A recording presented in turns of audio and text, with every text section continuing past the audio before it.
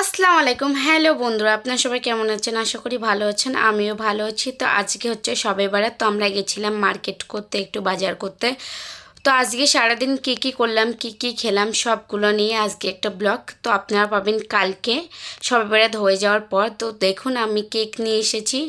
তো কেক, আমার মেয়ে এখন কেক খাচ্ছে। দেখুন আমি দেখাই আপনাদেরকে যে কেকটার অবস্থা কি হয়েছে। এখানে আমার মেয়ের হাত কাটা গেছে, দেখুন অনেকটাই কেটে গেছিলো খেলতে গিয়ে। তো এখানে কেক খাচ্ছে আরামসে বসে। তো আমি দেখাই আপনাদেরকে কেকটার কি অবস্থা হয়েছে। গাড়িতে নিয়ে এসেছিলাম। কেকটা ছিল কিন্তু প্যাকেটের ভিতরে, গাড়ির মধ্যে হয়তো আয়াত বা বাবু কেউ হাত দিয়ে দিয়েছে। তো ঘরে এসে দেখি কেকটা দেখুন এরকম পুরো এঁকে বেঁকে গেছে। তার উপর থেকে একটা মাঝখানে চকলেট বসেছিল, যেটা আমি খেয়ে নিয়েছিলাম। তো কেকটার হালাত দেখুন আপনার কি হয়ে গেছে। কেকটার পুরো ডিজাইনই নষ্ট হয়ে গেছে। তো এখান থেকে আমি আমার মেয়েকে কেটে দিলাম। বাকি এখন দেখুন আছে এইভাবে, এখন সবাই মিলে আমরা খাবো।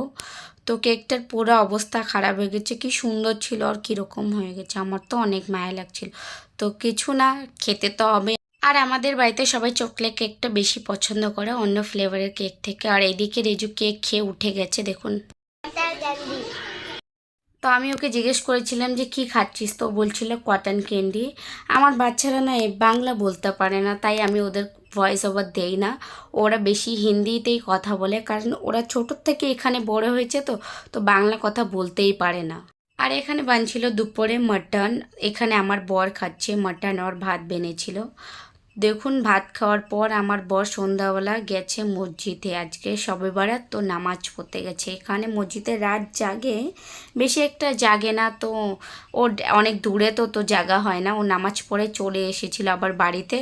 বাড়ির ওদিকে অনেক মজা হয়, বাড়িকে অনেক মিস করছি। সবাই মিলে একসাথে রাত জাগা, খাওয়া দাওয়া। আরও মায়ের হাতের গরম গরম চাউলের একটা রুটি সুজি অনেক টেস্টি। এখানে আমিও বানিয়েছিলাম রুটি ও সুজি। আমার বর নামাজ পড়ে আসার পর আমি ওকে খেতে দিলাম। তো আজকের ভিডিও এখানেই শেষ করলাম।